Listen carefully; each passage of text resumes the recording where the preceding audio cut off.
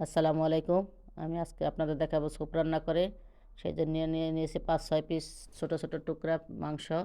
এটা মুরগির মাংস, ব্রয়লার মুরগি। হালকা একটু আদা রসুন দিয়ে, একটু সয়াবিন একটু তেল দিয়ে হালকা, একটু সামান্য মরিচের গুঁড়া দিয়ে আমি ভালো করে কষায় নিব। কারণ আমি আজকে গোলমরিচ ব্যবহার করব না। আমার কাছে গোলমরিচের ফ্লেভারটা ভাল লাগে না। সেজন্য একটু ঝালের জন্য আপনারা কাঁচামরিচ অ্যাড করতে পারেন, না দিয়া মরিচের গুঁড়া না দিয়া। এই যে কষায় ভালো করে পানি দিয়া সিদ্ধ হলে মাংসটা উঠায় নিব। আমি এটা দেখাইনি, আমার মোবাইলে অন্য একটা কাজ ছিল। মাংসটা উঠাই নিয়ে তারপরে আপনার সবজি অ্যাড করব। দিয়েছি একটু বাঁধাকপি হালকা, আর দিয়ে দিব মাশরুম। ওদিকে মাংসটা ছোটো ছোটো করে চামচ দা করে নিব, চিকন চিকন করে কেটে নিব। বলে হাত দা ছোটাই নিলে হইব সিদ্ধ করা মাংসটা।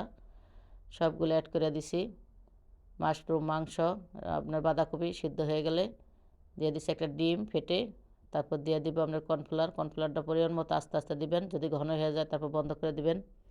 একদম সহজ, এটা ভয় পাওয়ার কিছু নেই। অনেকে মনে হয় আতঙ্ক যেন এটা রোগীর খাবার রান্না করা অনেক কঠিন। আসলে কঠিন না, অনেক সহজ। একবার রান্না করে দেখবেন, এই যে 10-15 মিনিটের ভিতর হয়ে যায়। এই যে আমাদের স্যুপ রেডি, দেখেন কেমন হয়েছে। খেতে কিন্তু অসাধারণ। এভাবে বানিয়ে খেয়ে দেখবেন, রোগীরে খাওয়াবেন। আমাদের 4 জনের খাবার। আজকের মতো এখানে বিদায়। আল্লাহ হাফেজ সবাইকে।